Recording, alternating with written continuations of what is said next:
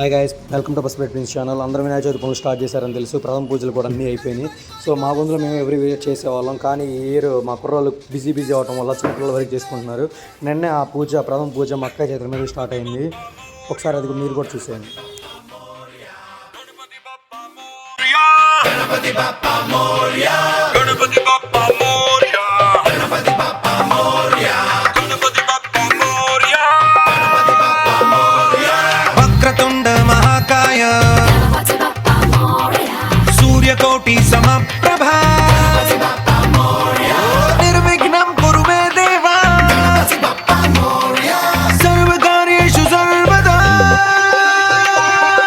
Ganapati Bappa Morya.